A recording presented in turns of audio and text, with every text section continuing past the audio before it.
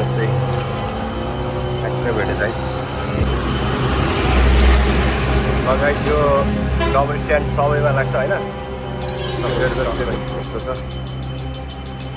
Adjust, अनि यहाँ कस्न पनि मिल्छ, यहाँ ताकनी एडजस्ट गर्न पनि मिल्छ,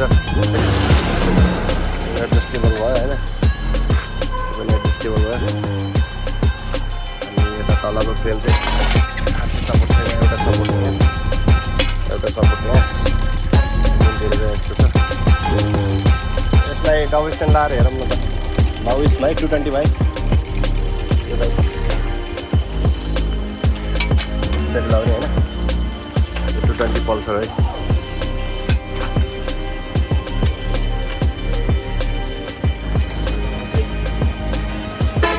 यस्तरी लगाउने, यतापट्टि टक्क यस्तरी लगाउने, ल हल्का पुस गर्ने टाढाइन कि ल हेर्नुहोस् है गाइस, टक्क लाग्छ है, बवाल तरिका लाग्छ यो चाहिँ। हेर्नुहोस् ठ्याक्कै भेटेछ है। अहिले यसको स्ट्यान्ड आएको छैन, त्यो पनि अफ गरिदियो त भाइ स्ट्यान्ड, यहाँ कुनै पनि स्ट्यान्ड छैन। यो बाइक चाहिँ 220 पल्सर हो।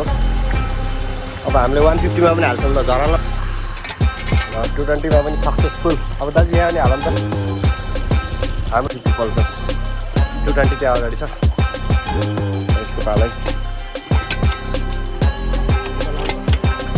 धेरै अगाडि भयो कि दाजु। हो ल, यसलाई चाहिँ छोटो भयो, हल्का धकाल्न पर्ने हुन्छ। यताको यो टक्क एडजस्ट गर्ने कुरालाई एडजस्ट गर्ने कुरालाई ठुलो सानो जत्रो भयो पनि टक्क होइन। ए भाइ यहाँ च्याप्दो त, यसरी ठ्याक्क लाग्छ। इजी भिआर सिआर करक्स फायर सब बाइकमा लाग्छ यो हाम्रो डबल स्ट्यान्ड। यो होममेड हो है टोटली। यस्तो चाहियो भने हामीलाई सम्पर्क गर्नु होला।